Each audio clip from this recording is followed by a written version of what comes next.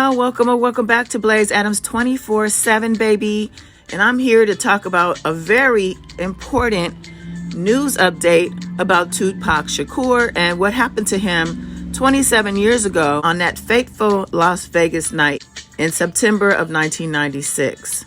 Ooh, we got some good news on September 29th when we learned that Keefe has been indicted in the red rum case of Tupac Shakur after 27 years.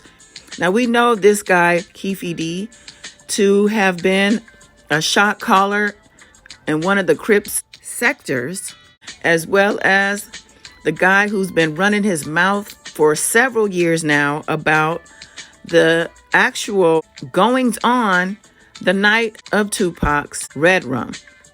I know that this has been a few days and it's been all over the news, all over the blogs, all over YouTube, all over TikTok. I have been listening, I have been watching, I have been reading. So what I want to do is just give you something that I came across on TikTok that I think sums it up nicely. It includes some additional players, even one or two that may not have been mentioned quite yet. But Keefe is facing trial. He is due to face the judge on October 4th, where they're supposed to set a trial date.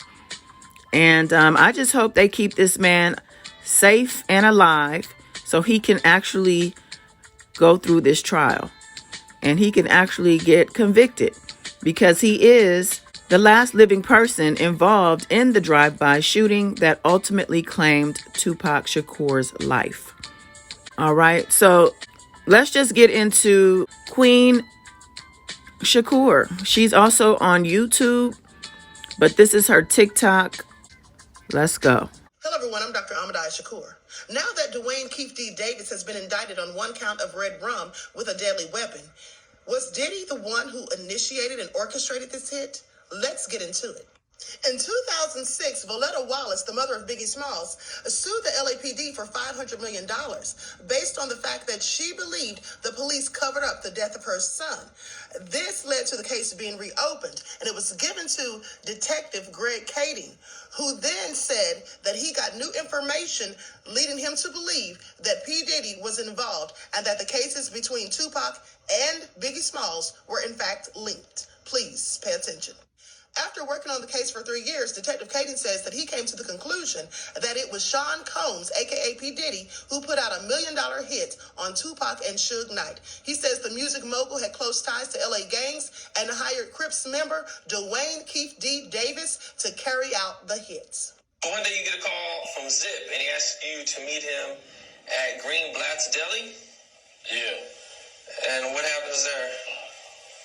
We go there, and, what's her name? Angela Winbush. And, what's his name? Mr. Biggs. He was all up there. We was up there eating in jelly and shit. Puffers was a couple of girls from the hood and shit. And then he took me downstairs, just got to talking and shit. Yeah. Keefe D says that Puffy pulled him aside and basically solicited his assistants to take care of Suge. And of course, Tupac's name came up, and he was kind of added to the list, according to Keefe D. And that's when there was a kind of a very vague discussion over money. And next thing you know, Las Vegas happened. And in case you're wondering why Davis was doing all of this self-snitching, well, it's because when he met with the local and federal authorities in 2009, he actually confessed to all of this, but their agreement was that they wouldn't use any of this information against him. So he clearly thought he had immunity. You see, that was only specifically pertaining to the interview, however. It didn't have anything to do with him writing memoirs and going on other shows for interviews and running his mouth. Please pay attention. This morning, new questions about why it took authorities 27 years to arrest 60-year-old Dwayne Keefe Davis for the murder of Tupac Shakur. Overnight, we spoke to the former investigator who worked on both the Tupac Shakur and Notorious B.I.G.'s murder case, who says Davis set himself up. He was under what we call the proffer agreement back in 2009 on his initial confession. And that agreement states that we can't use the information in that interview against him. After being questioned in 2009, Davis gave multiple interviews and wrote a tell-all memoir detailing specifics about the night of the murder, including this one to BET. You said the shots came from the back. Who shot? Tupac. They keep for the cold in the streets. It just came from the back seat.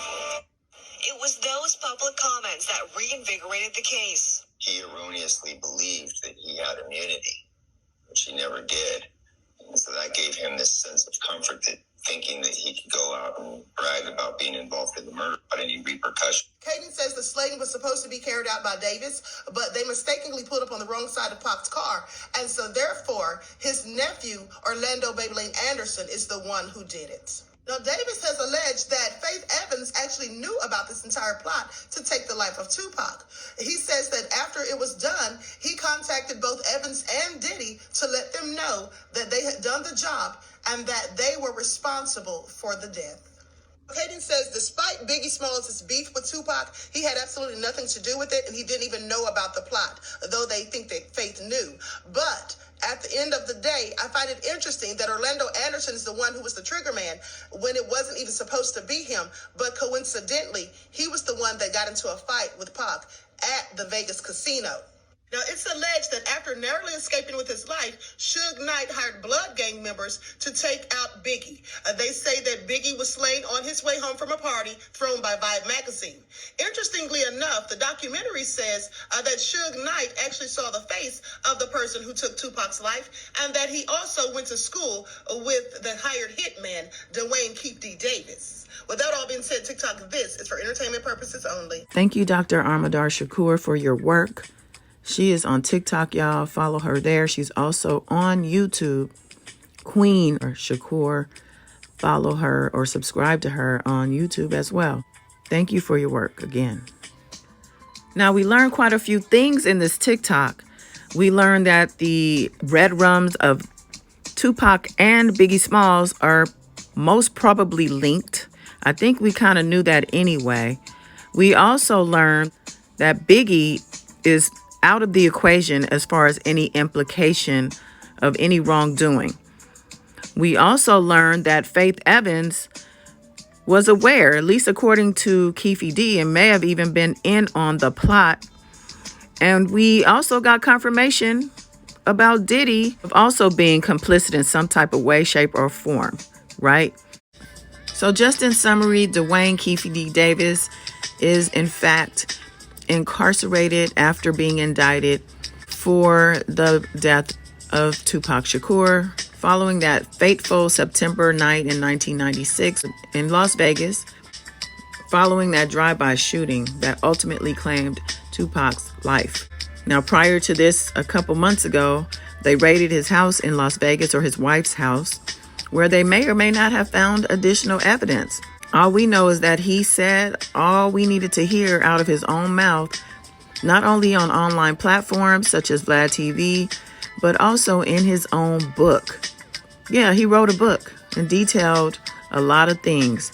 Now, he thought he had immunity because he was under that proffer agreement with the LAPD, but the proffer agreement is not the same as full immunity. A proffer agreement just says what you say in this room right now, we will not hold against you. But it doesn't say whatever you say outside of this room will not be held against you. And apparently he didn't have clarity on the facts of this. Apparently he thought he had full immunity.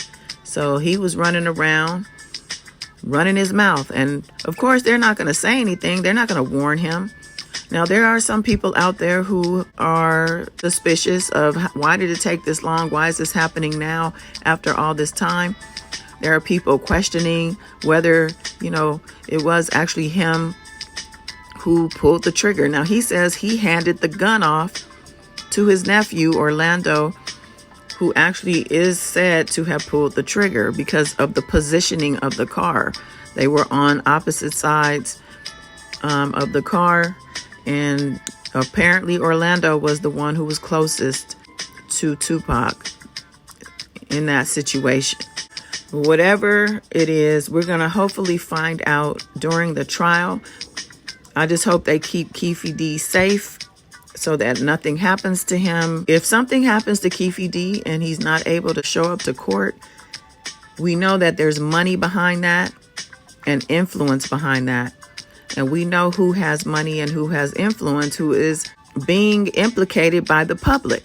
He may not be being implicated legally, but the public already has him buried up under the jail. If you go to Diddy's Instagram and look in his comments of his most recent posts, you will see that everybody is letting Diddy know they coming for you next.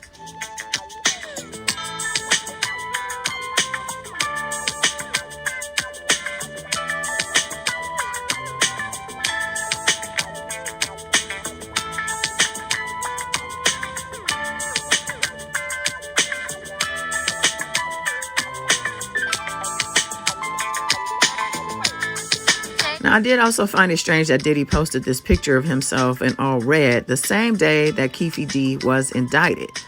Why'd he do that?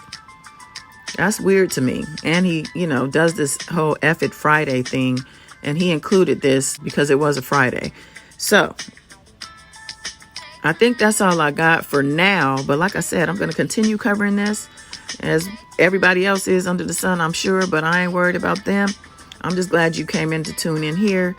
Like, share, subscribe if you haven't done so. And of course, comment your thoughts below. I want to know what you think. And until next time, y'all. Bye.